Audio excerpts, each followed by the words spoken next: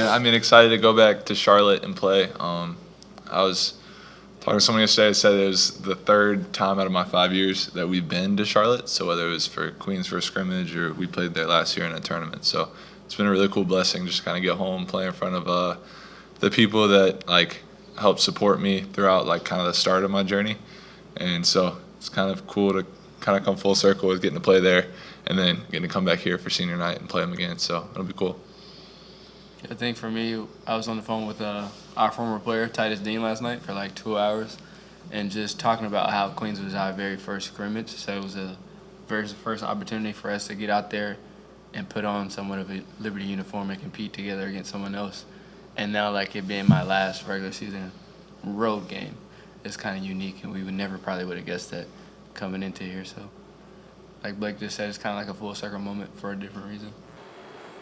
So, Darius, I heard Coach Leonard said you lit him up that first scrimmage. Do you remember that scrimmage much? How'd it go?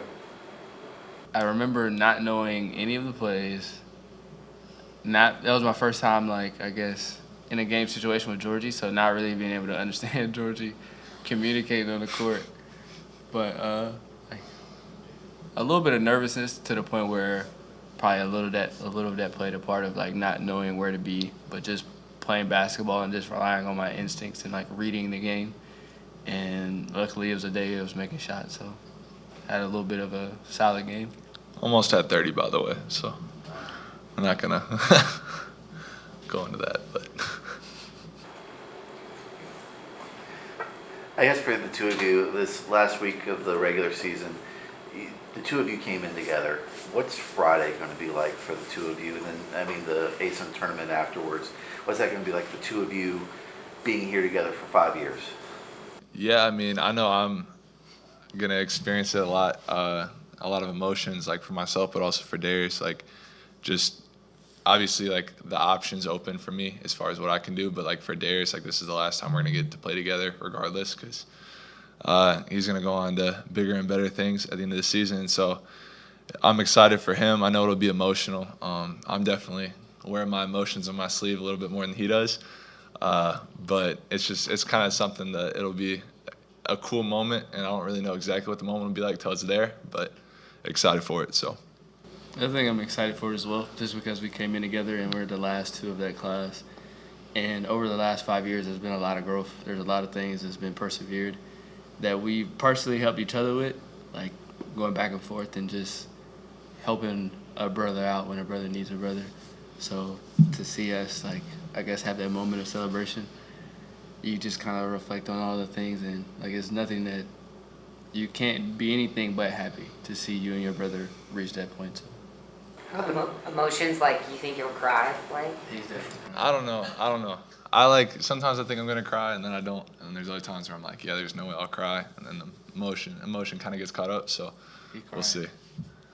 We'll see. Somebody has to be tough. And the two of you are from the Tar Heel State. Even though you're both from different parts of North Carolina, did the fact that you're both North Carolinians help in the bonding process? For sure, and also just like the young immaturity that we came in with, like it was easy for us to build a relationship. And when the older guys was going at us, they were always going at the both of us. So like we either had to lay down and just let them go away with the jokes, or we had to combat them in whatever way we could. So like there's so many different things that's happened: disc golf, bowling, basketball, car troubles. Like we've just been all over the place, and there's so many different things that's formed our relationship. A lot of Madden games. A lot of yelling from me in those Madden games. But Blake, what's your fondest memory of Darius over the last several years?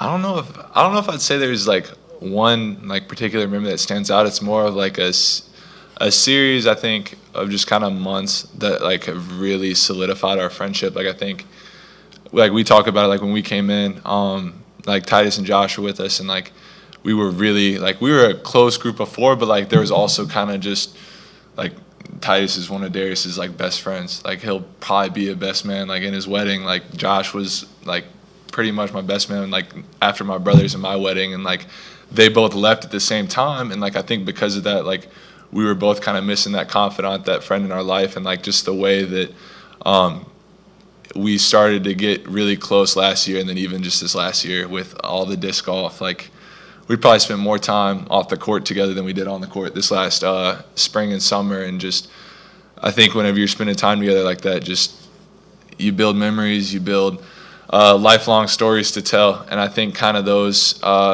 memories built off the court will always stand out more to me than on the court, just because of, like Darius said, the ways that we've been able to just kind of persevere in our relationships, whether it's starting up a car in Target or whether it's fishing discs out of the river. It's been a fun journey. So Darius, same question about Blake.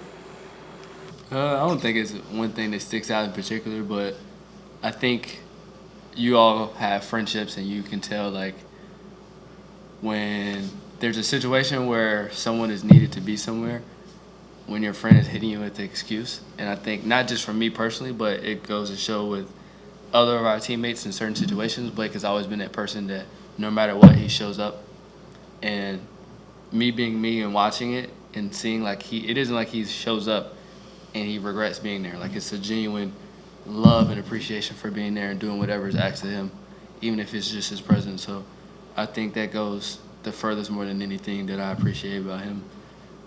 Like I said, it's not just for me, but like you saw it when other teammates have had weddings in the past, or Steven Berggraf, or just, hey, we ain't got nothing to do, let's just see if we can get guys to show up. I'm pretty sure there were several times he really probably didn't want to go, but Blake being the person that he is, he always shows up. So obviously, Friday night's a big night emotionally for you guys, but Wednesday will be your third game in a 7-day window, and they're all road games. How do you make sure you stay focused for Wednesday night and not overlook that? I think road games are probably the easier ones to stay focused on, just because we're in the hotel together. Everything we do is together, so most of the time where we'd be home in our own separate places playing the game or something, we're in the same room playing cards, spending time together way more than we would be at home. So I always think road games are the easier ones to stay locked in. In terms of playing the same team back-to-back, is there anything you take out of that COVID year? Like, did you feel like you learned anything doing that then that you can apply to this situation now? yeah, absolutely. I mean, every game is its own game. Like, it really is what it is. If you look at our games even this year, the teams that we played twice, it hasn't been the same game. Game in and game out. Lipscomb's an example.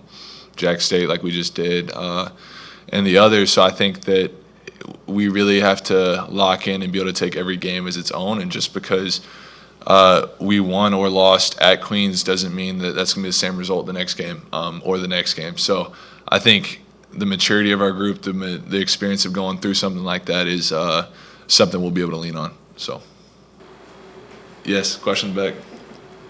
Darius, if you were to add up the records, combining disc golf and Madden against Blake, what would the winning percentage be?